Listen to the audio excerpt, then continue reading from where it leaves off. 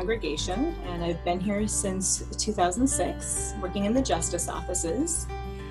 Primarily what we do is we work with our sisters around the world on justice issues and education. What I can truly say is the Sisters of the Holy Cross have actually had a long-term commitment to justice, and I think you could really argue that it's part of their charism.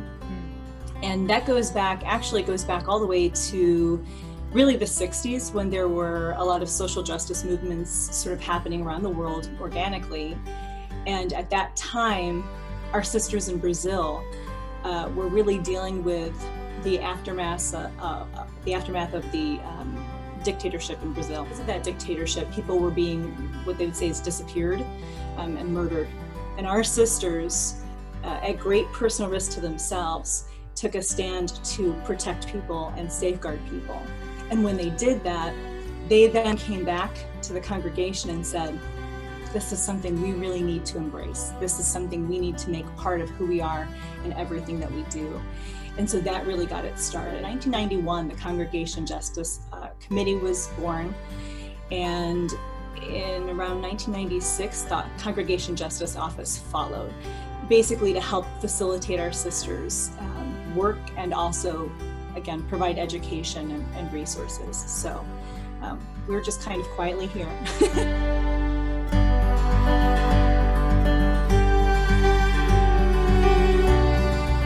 Though Care for Creation has really surfaced in recent times as being a very important pillar of Catholic social teaching, and particularly with Pope Francis and Laudato Si, we're really seeing the fruits of that. But the sisters have had a long commitment to environmental justice as well. And so you could really see that as early as 1994, the congregation made a commitment during their general chapter to really embrace communion, not only with each other, but with all of creation. And I mean, that's really significant.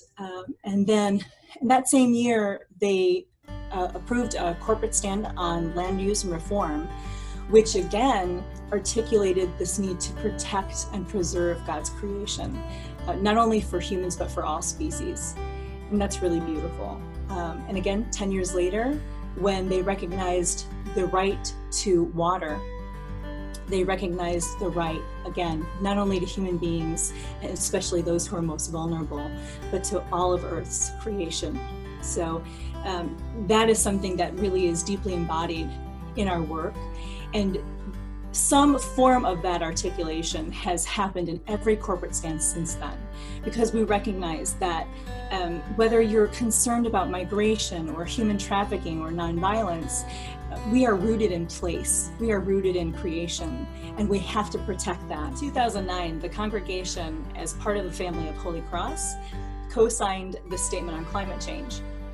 And that called the congregations to commit to carbon neutrality by 2050, and also to really incorporate the idea of ecological sustainability, which is really, a combination of people, planet, prosperity, right?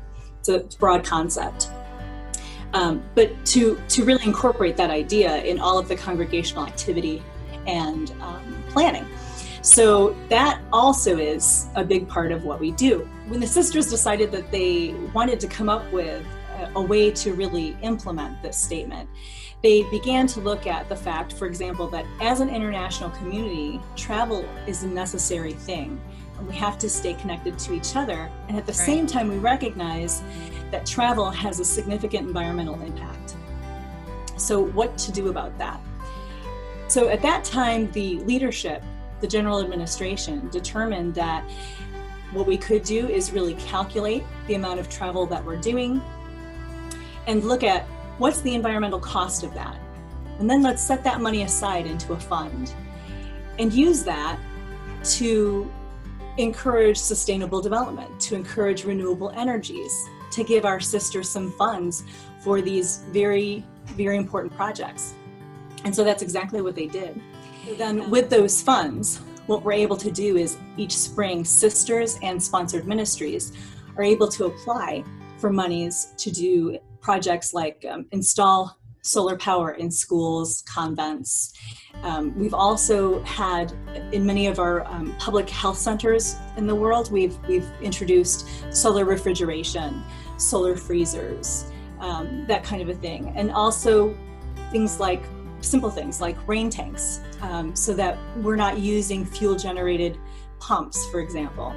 So our sisters really get creative, they think outside the box, and they're really deeply invested in operating their ministries in a way that harms none, least of all creation.